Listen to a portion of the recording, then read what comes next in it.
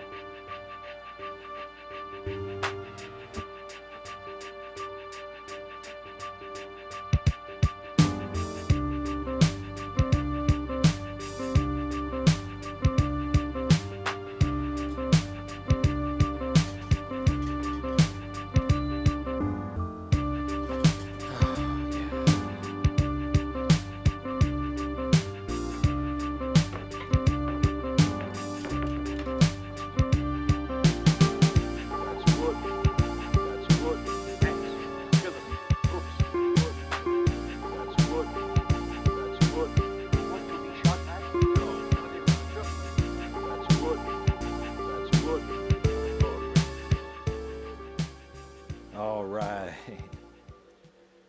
We're going to try this out. Forgive the sound of the fan under there. It is hot, my friends. We're going to stay cool, all right? Let's mellow it out a little bit, though. All right. Welcome. This is going to be the first installment of something I'm going to try to start doing more frequently, which is something I'm calling Open Shop. And the idea here is that I'm just going to turn on the cameras for an hour or so each week while I'm working on something and let people observe and ask questions and participate in whichever way, works for them. So I've been saving this one for a special occasion, just like today.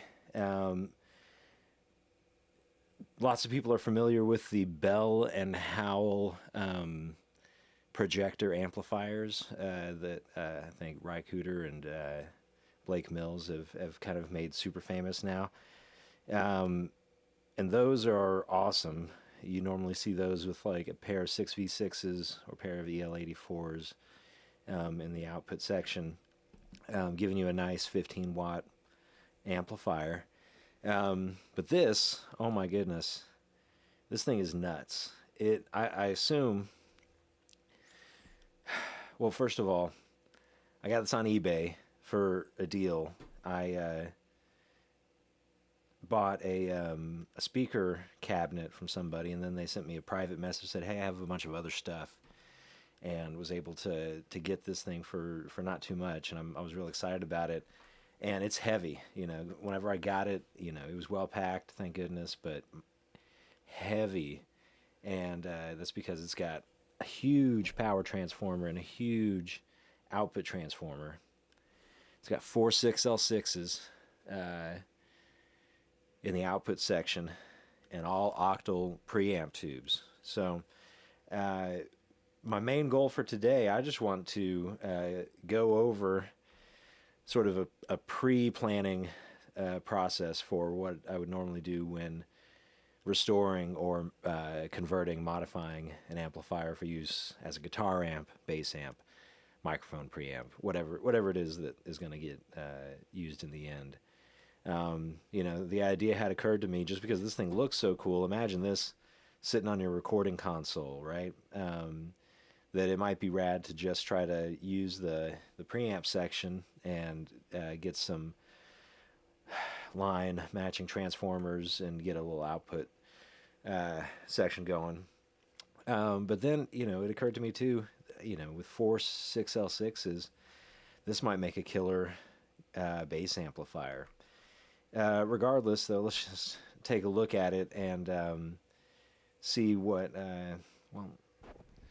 going on with this amp before we open it up and start doing some preliminary testing, right? And with a lot of these amplifiers, especially if it's not something I've converted a lot of amps before, I like to take my time, right? I like to go slow and try to understand every part of it. I've got the schematic, which I'll pull up here in a second. We can look at the schematic in regards to some of these inputs and outputs and knobs and things, and regard to the tubes.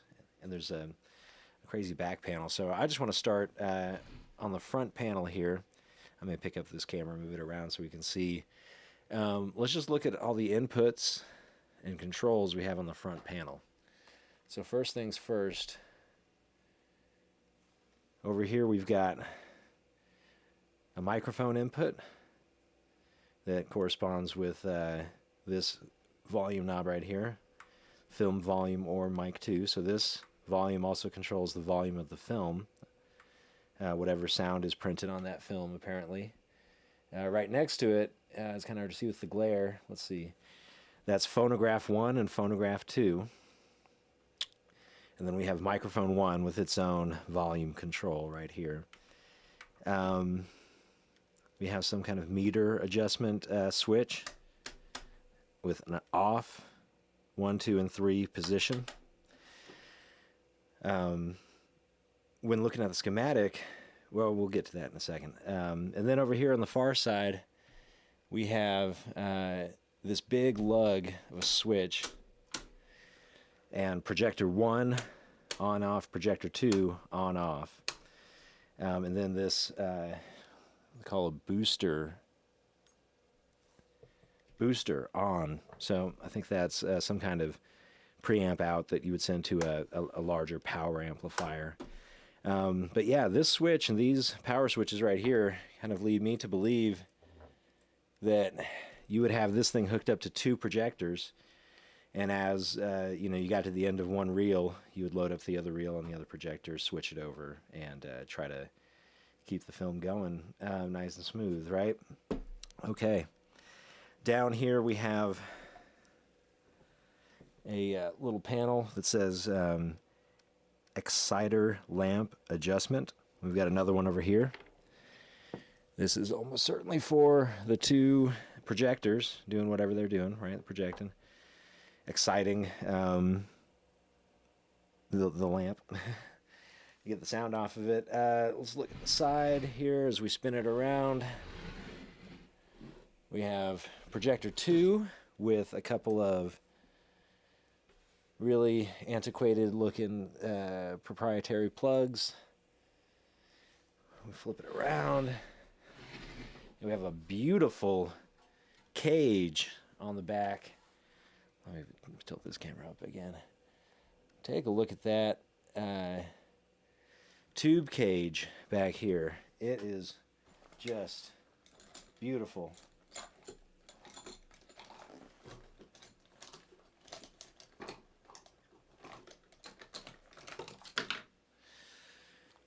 And down here we have a lot of inputs and outputs and controls. Let me grab the panel that goes with that.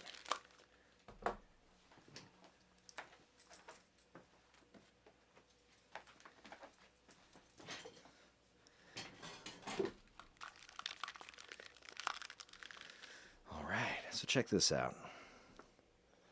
Got this beautiful Art Deco looking panel, which mounts right here.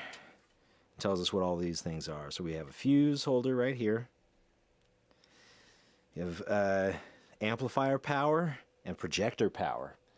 That's fascinating. The booster output, power output, it's a half watt switch, 25 watts, 50 watts. It's hard to see from where that's at. I apologize. Yeah, 25 watts, 50 watts, a speaker output, an impedance selector, 4, 8, 16, 500.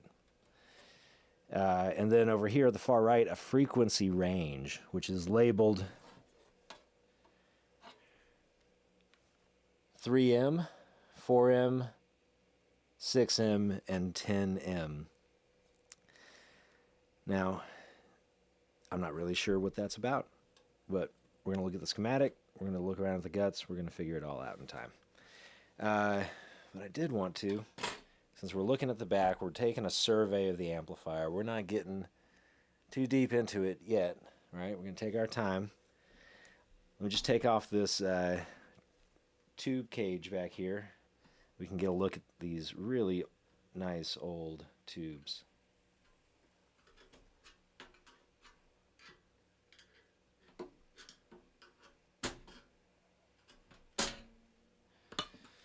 So first off, yeah, just look at that pattern on that tube cage. I love it. Hefty.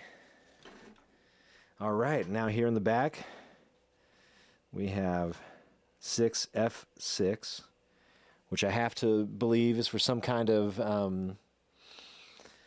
oscillator, something for the film, something for exciting those lamps. 5U4, 5U4. Let me get you a closer look at that. Yeah.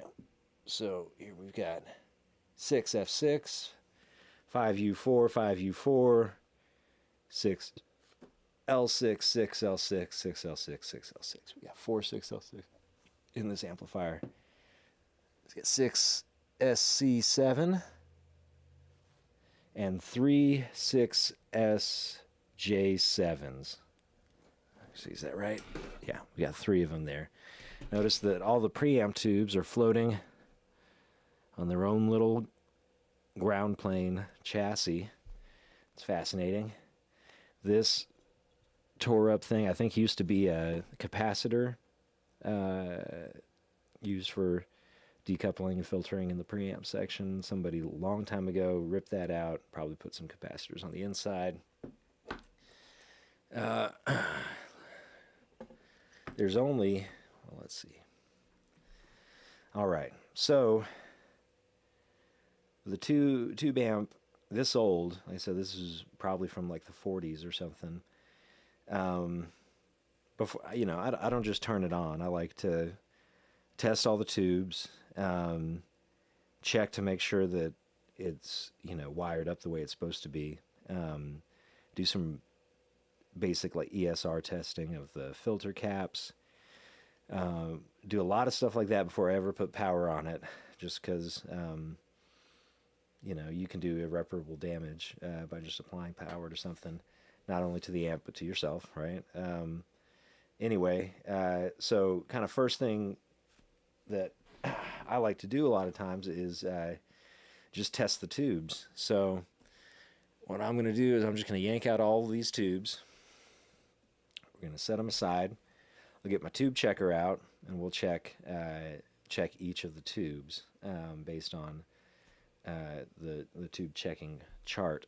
Actually, once I get these out, I want to take this panel off as well so that we can see the transformers in this thing, which are gigantic.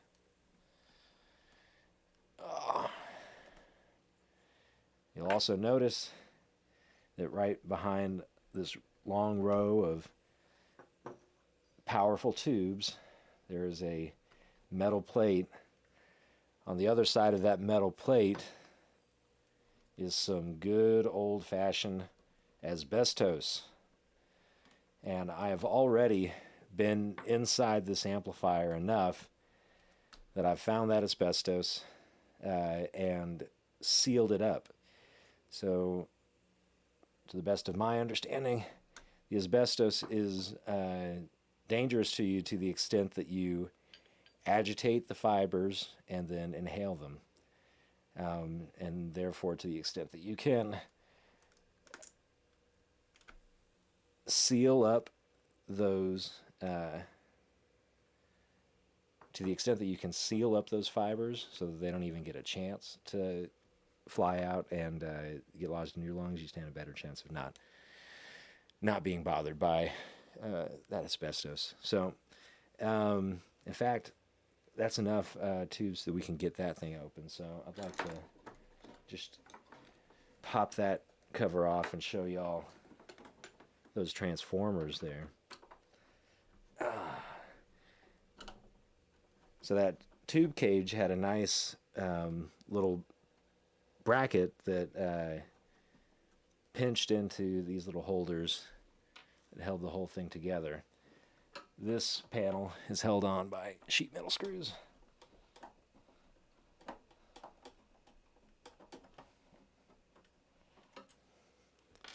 All right.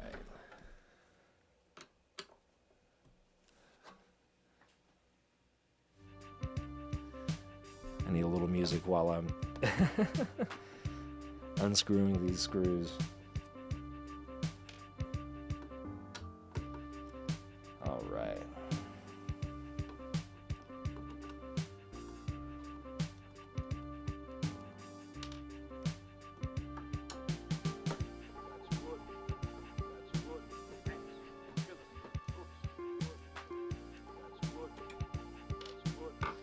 All right. Take a look at this. This panel comes off. Got some massive transformers back here. Look at those things.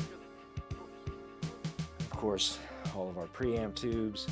Here's that aforementioned asbestos sealed up with essentially a wood glue mixture. And I'll set that aside. And let's have a look at these transistors, eh? Or not transistors, I apologize. Transformers. Transformers. More than robots in disguise, y'all. All right. Power transformer right here. Output transformer. Well, it looks like some kind of dummy resistors. It's hard to say. I have no idea. But look at the backside of this big switch that we had over here, right? Take a look at that.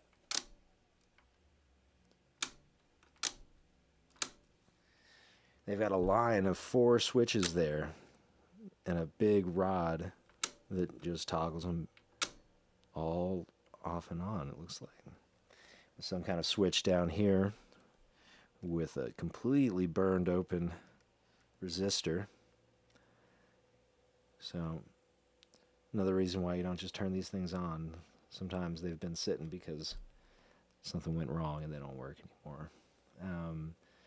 So yeah, let's get the rest of these preamp tubes out. Notice all the cloth covered wiring to all those input jacks, all of our volume and tone controls. Looks like the meter right there. And I can't quite see deep into that cavity there. I'm still really curious to see what is going on with that switch below the meter. We'll take a look at the schematic later and we'll get it figured out. But yeah, how about all that? Another randomly soldered leg of something that's not attached to any damn thing. All right, yes, preamp tubes. So now, yeah, I'm going to take a moment.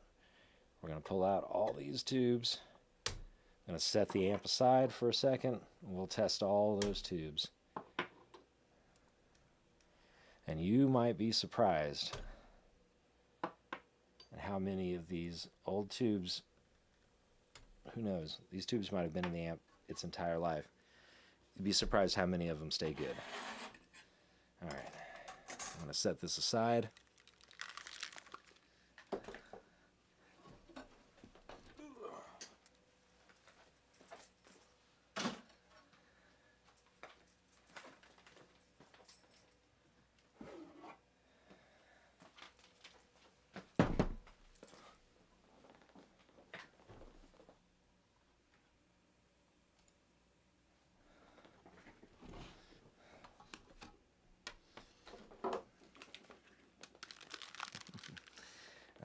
Good time to put the music back up, Kyle.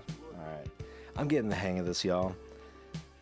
And actually, maybe now's a good time to talk about why I'm doing this. You know, I have a whole lot of fun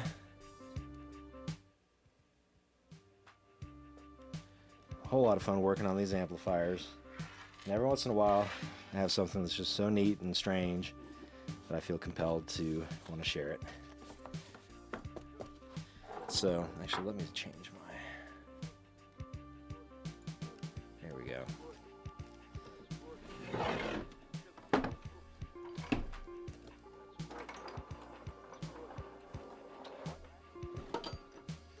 Great. No, that ain't great. Let's go back. Let's do like this and like this.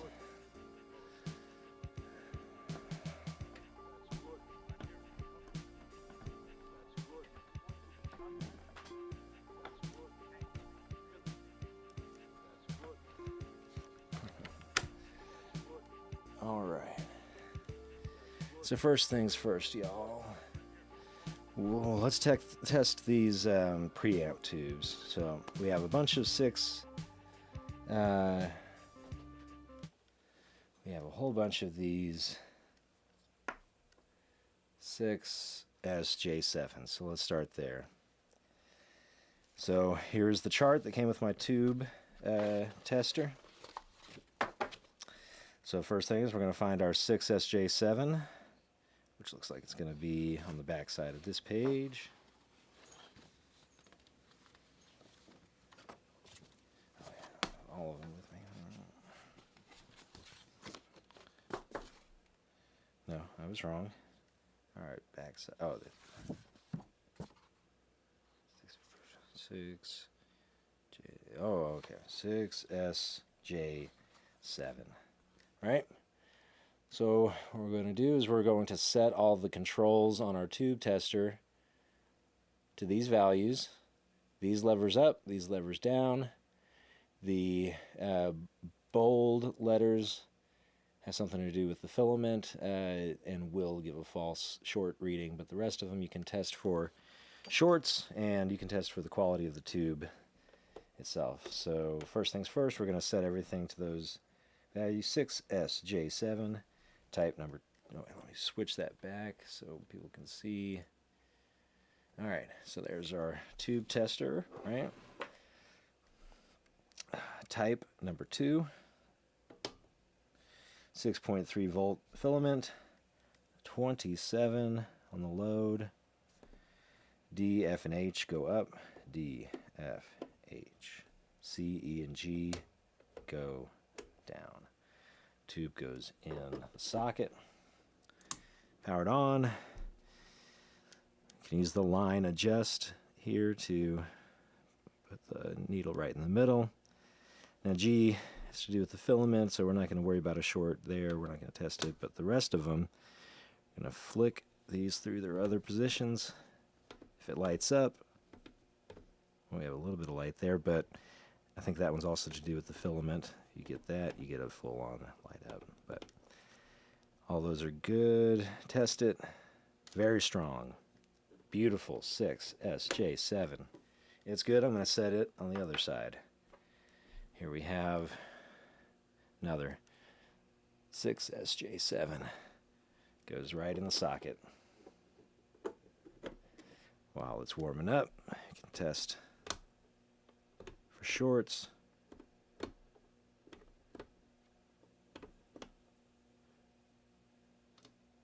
Test strong.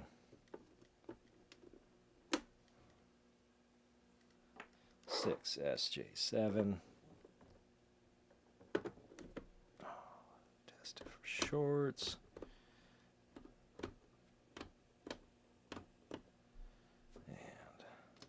And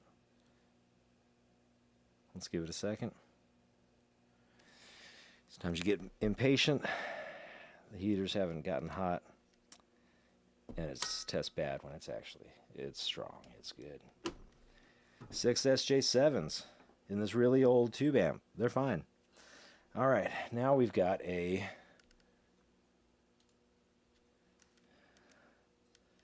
C7. We're going to go through the same process, right? 6SC7. Whereas the 6SJ7 was a pentode, we only had one tube amplifier to check. 6SC7 is a twin triode. We're going to have two settings to check. So we're going to go here, type number 3, 6.3 on the filament.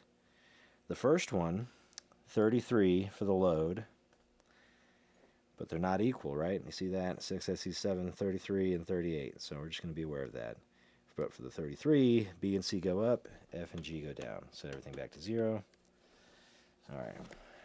B and C go up, F and G go down. Let's switch that back now. We can see B and C are up, F and G are down.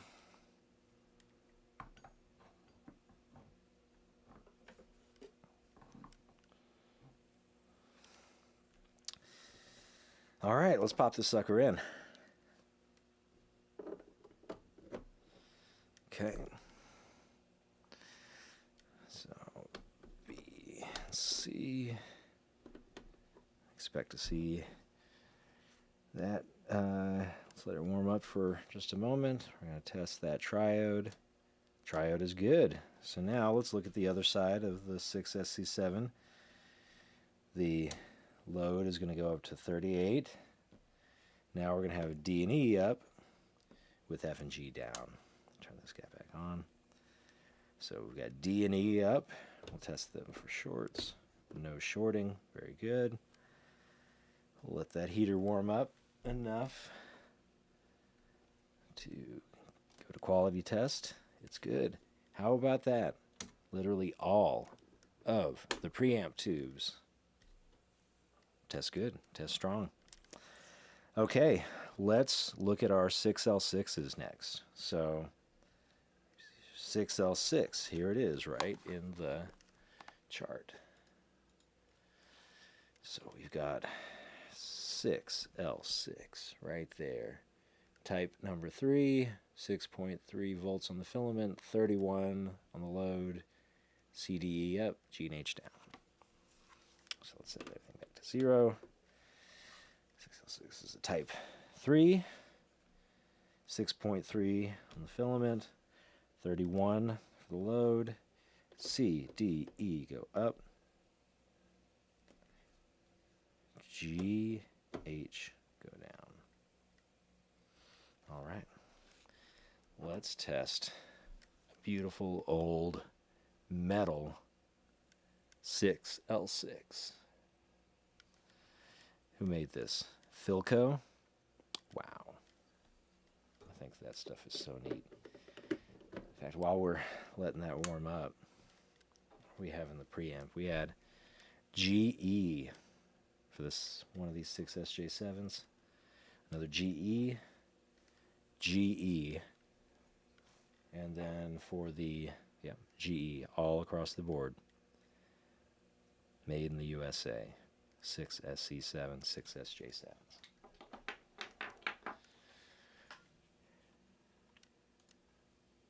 All right, we're letting the 6L6 heat up. Our G and H is to do with the filament. We're not worried about a short there.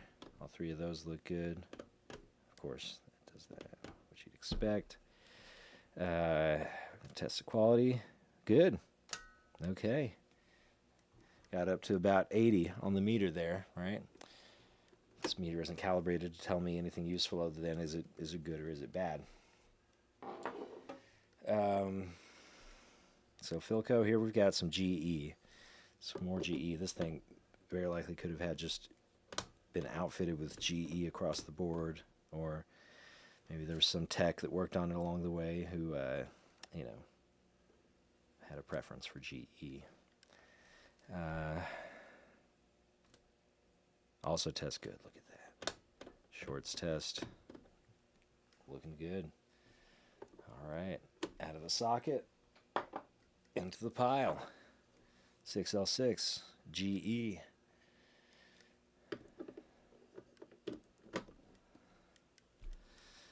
All right. I'm going to test these elements for shorts.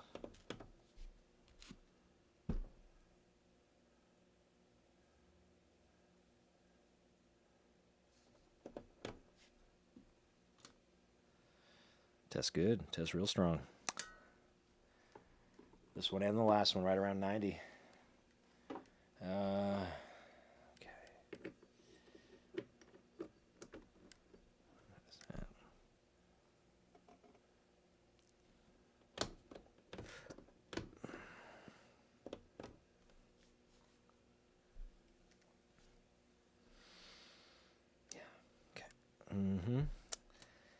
Test real strong. Look at that. Oh, man, creeping up past 100.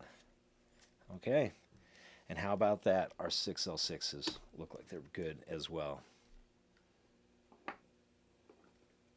All right. Our 6F6. Likely Kinrad. Look at that. Kinrad. I believe that this tube is not used in the amplification of sound. So in the end, it's probably not going to end up getting into the final restoration of this amplifier, since I don't intend to run this thing, to use this thing to run projectors. I don't have them. don't want to mess around with trying to get that kind of setup. And somebody is interested in buying this amp once it's converted, and they're interested in having a tube guitar amplifier. So that's the direction we're going for now. But let's look for that 6F6.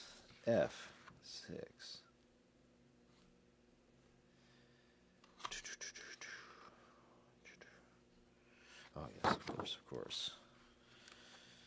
Okay, 6EF, 6F6, type 3, 6.3 on the filaments, 36 on the load, C, D, E, G, and H. How about that? 6F6 is a very similar tube to the 6L6. Probably lower watt power pentode, beam power pentode. Well, there's no sense in me speculating. I could look it up in a tube manual. Maybe we will here in a second. Anyway, we're going to check for shorts like we do. We're going to test the quality is good. And finally, our rectifiers. So as I understand, no need to do a shorts test on a rectifier. We're going to just do a quality control. We got a 5.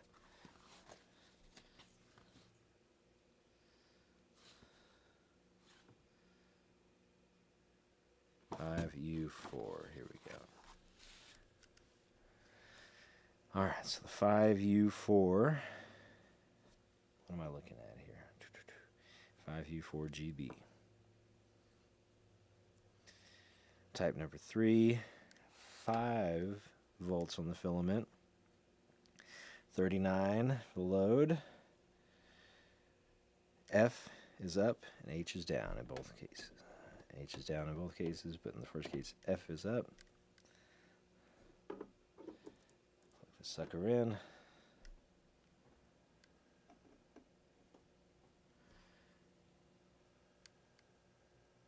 Let it warm up a bit. Good. So F, and then we'll test the other plate of this rectifier, 5U4 D. So we'll put F down, put D up. We will test. It's good. We have here a good 5U4. Let's test this last 5U4. RCA looks like. Most of the other writing is worn off, but I'm confident that we have here another 5U4. Give it a test.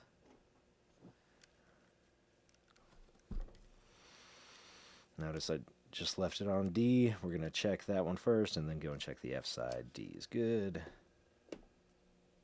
F is good.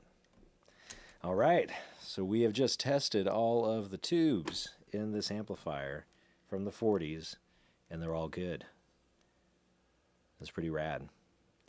This is mostly what I do. It's rare that I have to buy some new tubes to replace some old vintage tubes, even, in things that have been sitting for decades. Often those tubes are fine. It blows my mind, to be perfectly honest. All right, I'm going to put away the tube checker. I'm going to bring the amplifier back over, and we're going to put these tubes back into the amplifier. And then we will open up the bottom panel and take a look at what's inside the guts of this amplifier. That might be as far as I go today. But yeah, for now, here's a little bit more.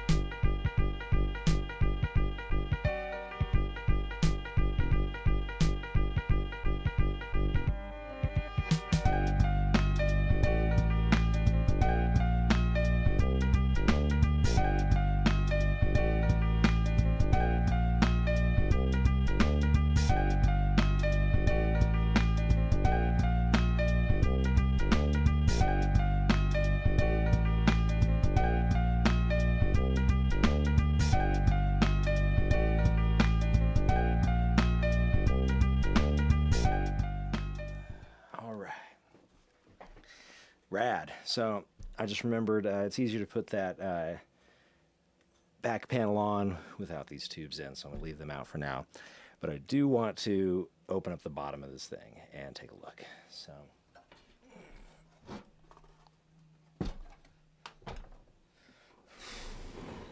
right, take a look at that. So I've got my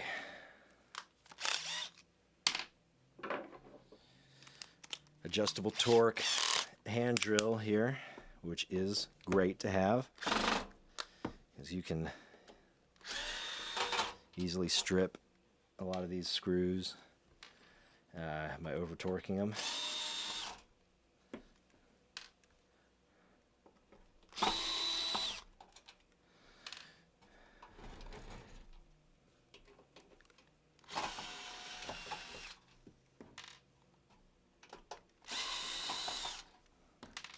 I got this hand drill from IKEA for about 20, 30 bucks.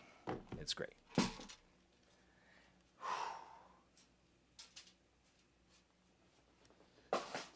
All right. Let's see if if I can lay this down and get a better shot from that downward facing camera.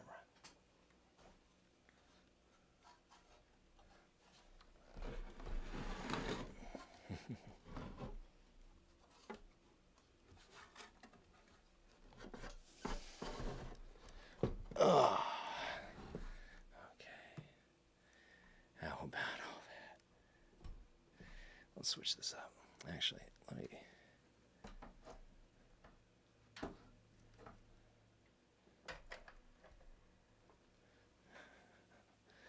All right. Yeah, let's switch those views. Okay. Yeah, it's all right. Yeah, there's a lot going on in here. First things first. Let's just look. We've got over here the whole preamp section. Sorry. Looks like the whole preamp section is walled off. And I bet you can unscrew the bolts that are keeping that preamp ground plane. I bet I could unscrew that and take the whole preamp out, just disconnecting it from whichever wires it's connected to, going to the rest of the circuit. Oh yeah, you can see right in here we've got the wire connected to that old capacitor. Who knows where it goes now. There's definitely some new capacitors and some new work. Look at this capacitor is just floating on these two wires in here. Let me get. Heck. Look at that.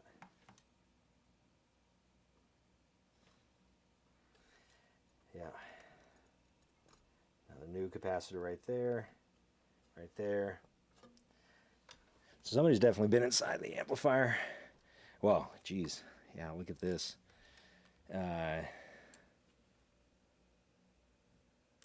Somebody has popped in a what looks like a filament transformer. I'm not sure if you guys can read that, but what it says, what I can see is primary 120 volts, 60 hertz, Archer, and then the secondary 6.30, 6.3, 1.2 amps. So that is definitely not original. That Sprague's not original. Once again, like, it's just kind of floating. Well, they zip tied it to that bundle of wires. Some more capacitors. Looks like there used to be some can caps that were held in place right here. Maybe when I restore it, I'll get some can caps to go back in there, but probably not. Get some. Just try to do a little bit neater job. Now, when we're looking, what else do I want to look at here? Let me switch that view again so we can all. Okay. Yeah. That capacitor makes it almost impossible to read that transformer, doesn't it? Yeah, look at that. 6.30, 6.3, 1.2 amps. And that is a cool looking old rheostat or something for the exciter. Used to be another one over here. Looks like it got taken out. There's a fuse here connected to, okay. This brown wire goes into what I have to assume is the primary of this amp, and coming out of the, where's the secondary in that transformer? Oh, we've got a taped off center tap there. So actually that's maybe the secondary. Oh, sure is. There's the secondary, because look down here. That brown twisted pair goes to what looks like a pieced together diode bridge rectifier. And if we follow Looks like the output of that rectifier. We have a transistor. We have a voltage regulator mounted right to the chassis.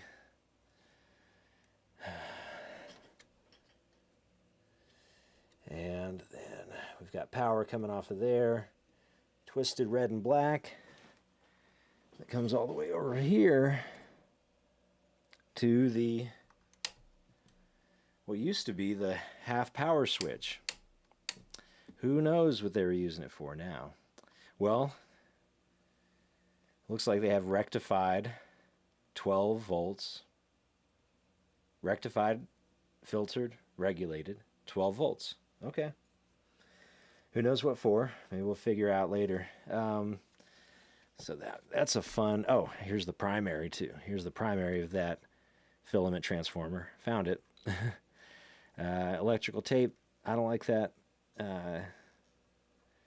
Since I have no intention of powering this amplifier on before I rip out a lot of this and replace a lot of elements, I'm going to untape this just out of curiosity.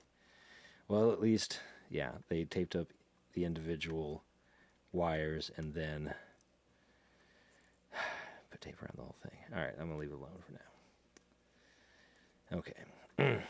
Let's look at the rest of this. So we took a look at the preamp. There's a whole lot going on in there. Whenever it's time to work on the preamp, I very well may try to just take that out. Mark my inputs and outputs, and then clean up a lot of this stuff. There's a lot in there that I don't like. And what is my intention with this amplifier? Well, my intention is basically to make it function well as an amplifier. You know, if there's specific circuitry and wiring that is related to the projector, I myself am likely to just take it out, you know, collect the wire, use it on another project, collect the sockets, put them in a drawer. You know, someday somebody's going to need that socket, or they won't. Or I'll just leave the socket and just disconnect all the wires. Because what I want is for the inside of my amplifier to be as uncluttered as possible. I would very much like for anybody who works on it in the future to be able to clearly see what's going on and what, you know, what everything's for. Anyway, okay. A lot of wiring going on here. This thing has clearly been modified out the wazoo, and so I think that this is largely going to be a process. Well, I was just messing with this earlier. You can see this circuit board, this tag board, which looks super high quality, has broken over here where it mounts. It looks like either it expanded or the little bracket got pushed over somehow. So I very well may be messing with this in such a way as to completely remove the circuit board and clear out as much of this circuitry as not needed and put it all back together.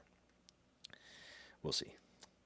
But yeah, for now, I think that that's about good. There's one more thing I want to do with this amplifier before I call it a day, and that is a while back I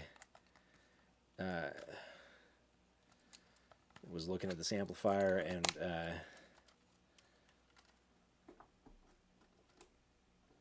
took the back plate off because it was held together with one sort of not even a screw. It was like a little tension rivet. So I found some number 2 sheet metal screws that are really close to being the right size. And so I'm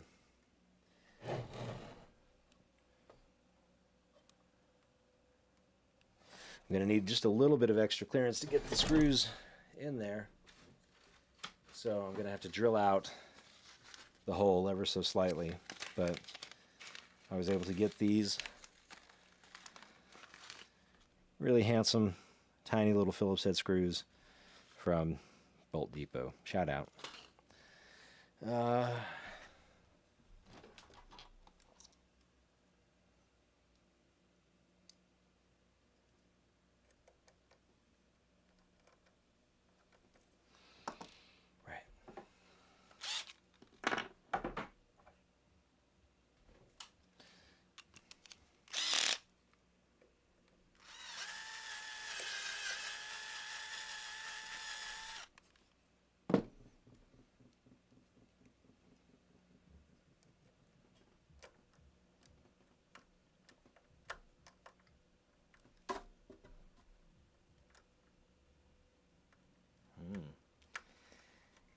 Could maybe even stand to be drilled out a little more than I just did. You don't want to drill it out too much, though. I mean, you want the teeth to grab. So, hold on just a second.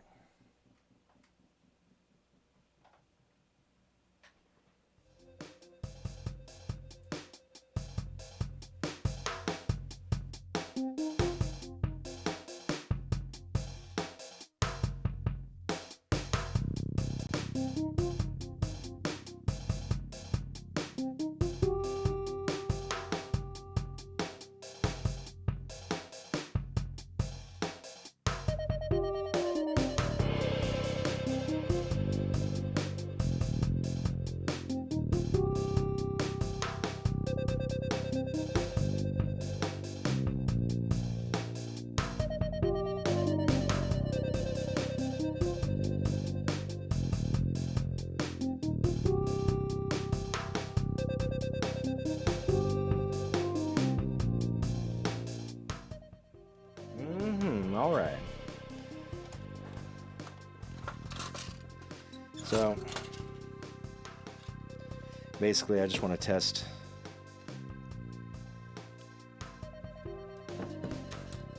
drill hole sizes on that interior most.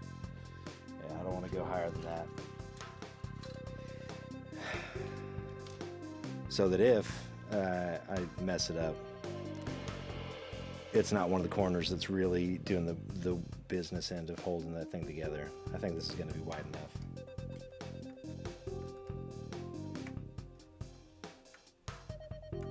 Beautiful. All right. So we're just going to tap all these gently.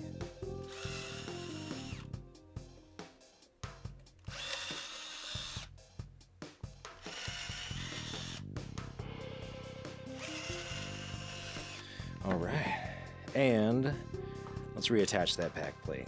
That'll be a nice way to end the afternoon. All right. Hello.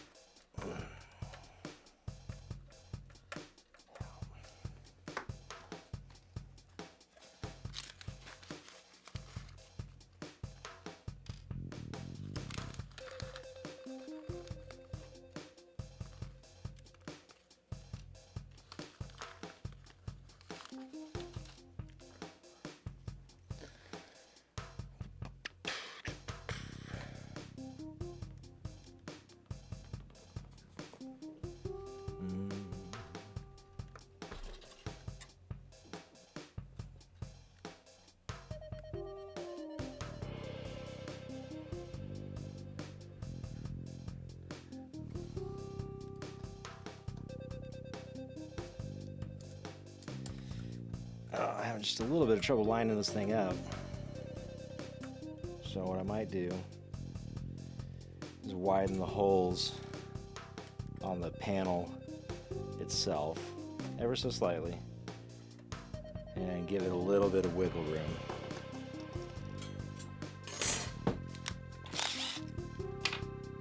So I'm just going to go one size higher.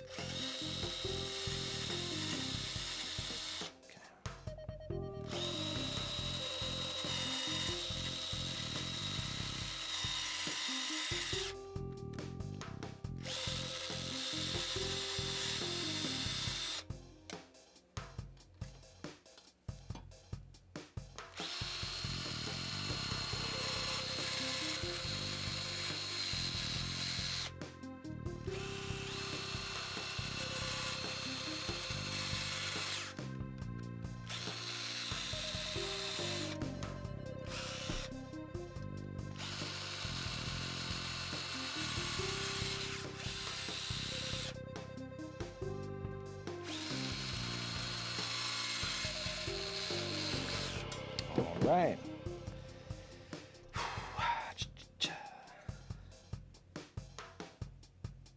Nice.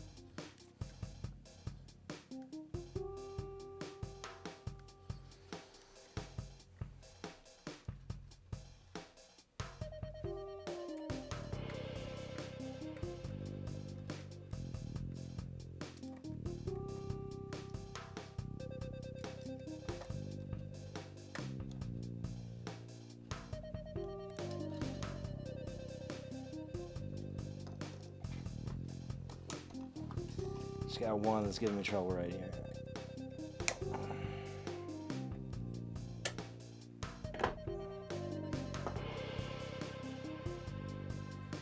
I'll loosen this out.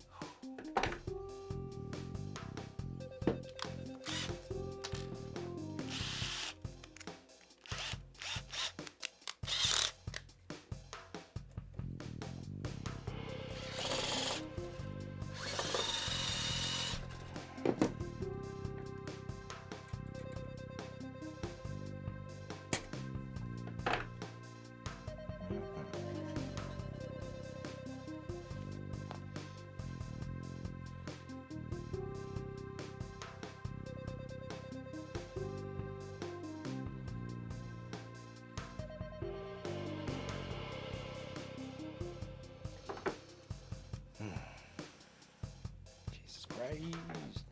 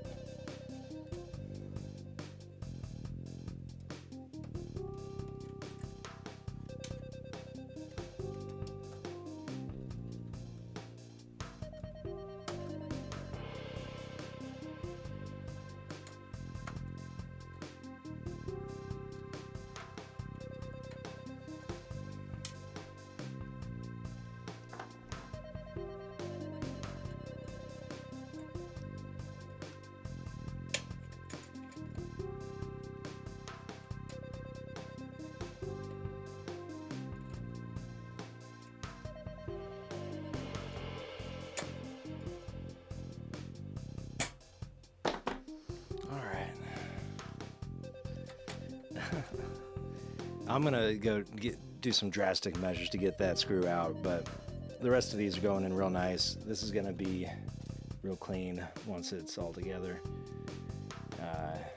I've just, as I was just warning against, completely stripped out this little screw. So I'm gonna go find a way to get it out of here. And in the meantime, what I'm gonna do is look over the schematic, make a game plan for next step, which is also almost certainly going to involve tearing out a bunch of stuff and getting down to basically making sure that everything in the preamp is good. I'll take a look at the output, the power amp, make sure that's good. We'll do something about all those stray filter caps. We'll probably just put new filter caps in this whole thing. All right, thanks so much for watching, and yeah, we'll try this again sometime.